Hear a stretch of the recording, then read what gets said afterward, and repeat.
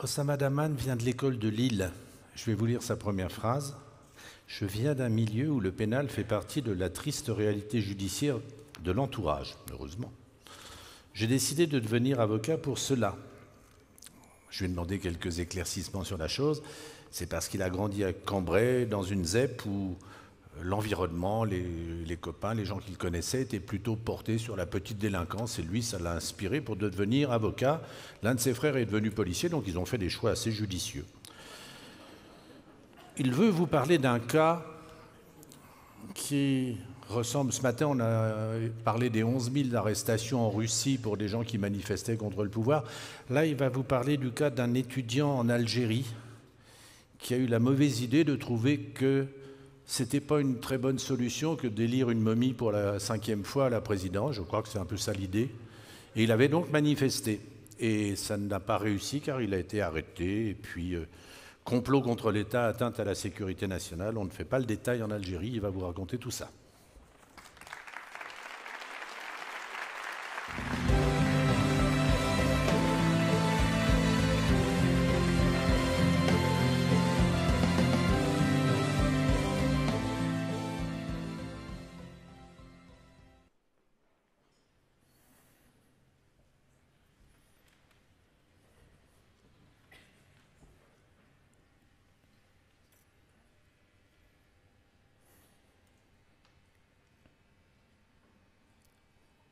لأم محبة ولما يحلب وحدها.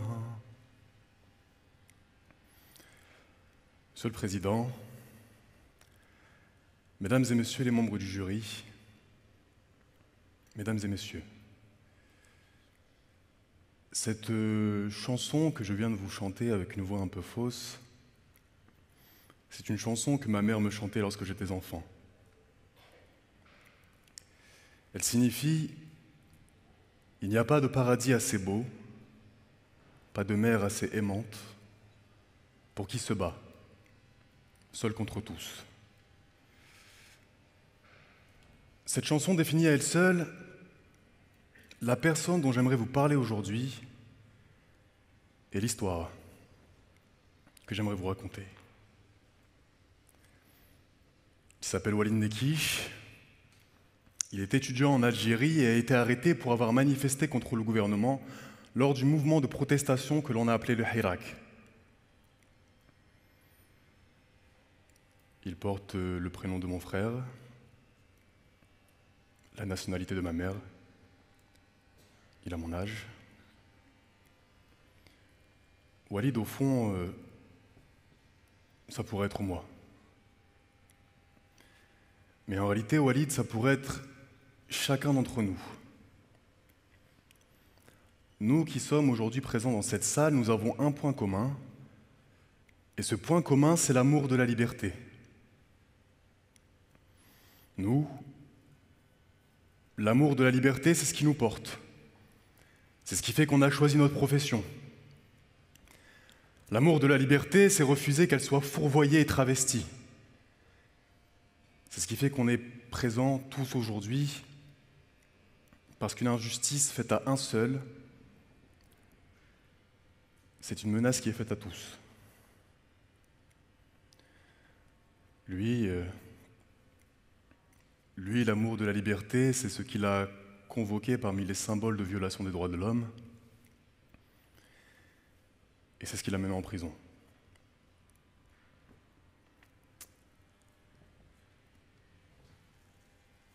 Alors, comme les chansons invitent au voyage, laissez-moi vous y emmener. Laissons nos bagages et envolons-nous à moins de 2 heures d'avion d'ici. C'était il y a à peu près 2 ans en Algérie. L'automne est encore chaud. On a une foule gigantesque de jeunes qui scandent des slogans « Horiya, Horiya », liberté en arabe. Les espoirs n'en finissent pas de se donner la main. On a les plateaux de télé du monde entier qui saluent une manifestation pacifique, le visage d'une jeunesse qui s'est trop tue, qu'on a trop fait taire. Le visage d'un peuple qui se réveille, qui se soulève pour sa liberté. Et au milieu de tout cela, on a ce jeune qui est là, une pancarte à la main. Ce jeune-là, c'est Walid Nekich. Il est contrôlé par la police. Il est amené au commissariat. Et puis, dans un endroit secret. On apprendra plus tard que cet endroit secret, c'était la Kazan Antar. Et la Kazan Antar est rattachée à la direction du renseignement et de la sécurité en Algérie. Et là-bas, on lui dit, alors maintenant, tu as le choix. Soit tu parles ici de ton plein gré, soit tu refuses et on passe de l'autre côté. Et tu sais ce qui t'attend là-bas. Lui n'avait rien à avouer, je suis étudiant, je manifeste avec les autres jeunes. Mais lorsque l'on attend une réponse, alors forcément, toutes les autres paraissent fausses. Il est interrogé pendant 7 heures, pendant 6 jours. Policiers et militaires se relaient, ils le frappent, ils l'étranglent, ils lui posent des questions, mais lui n'a toujours pas de réponse. Alors il l'étrangle encore, il le torture, il le déshabille, il le viole. À l'aide d'un manche à balai qu'ils lui introduisent, il le viole parce qu'il a manifesté son attachement à la liberté.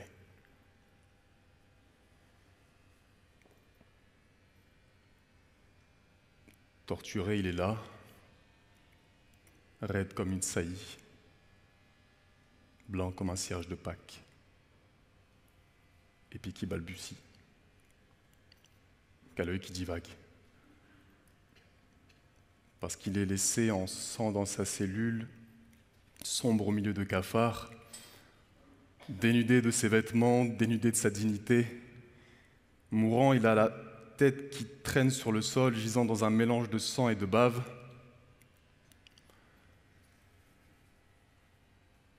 Chez ces gens-là, dans ces moments-là, on ne pense pas. On prie. On prie, et on se demande comment on va s'en sortir. Comment on en est arrivé là, comment expliquer, et puis surtout qui va nous croire.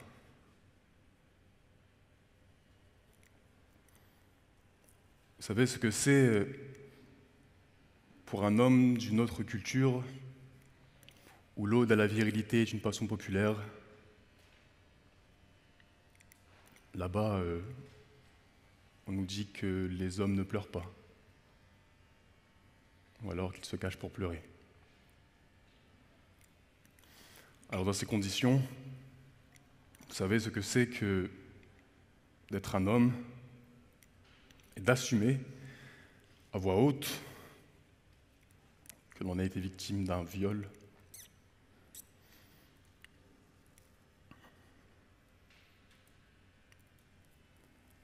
Alors il y aura un procès. Évidemment, il y aura un procès, mais ce sera celui de Walid, et pas celui de ses tortionnaires. Atteinte à la sécurité nationale. C'est l'article 144 du Code pénal algérien. Il y aura un procès où les magistrats dressent le portrait d'un traître à la nation, d'un terroriste, et requiert la réclusion criminelle à perpétuité.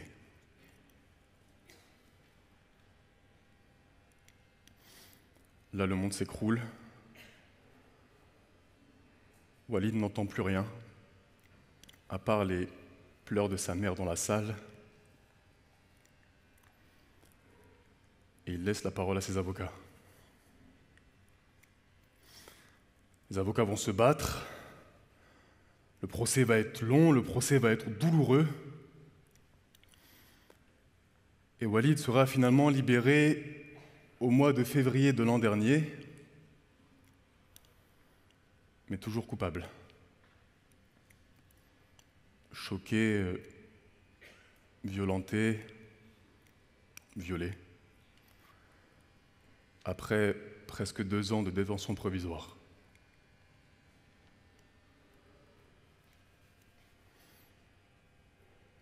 Monsieur le Président, Mesdames et Messieurs les membres du jury, témoignons parmi les vivants. Témoignons parmi les vivants et ne soyons pas sourds aux appels étrangers. Témoignons parmi les vivants, car comme le dirait Camus, il ne suffit pas de dénoncer une injustice. Il faut donner sa vie pour la combattre. Des Walid Nekif, il y en a. Et il y en a beaucoup. Le malheureux hasard du calendrier fait que 3 semaines après le procès de Walid Nekif, un autre étudiant, Saïd Chetouane, a subi les mêmes atrocités, les mêmes tortures, les mêmes viols. Sauf que lui, en plus, il était mineur. Et ils ne sont pas des cas isolés. Alors témoignons parmi les vivants.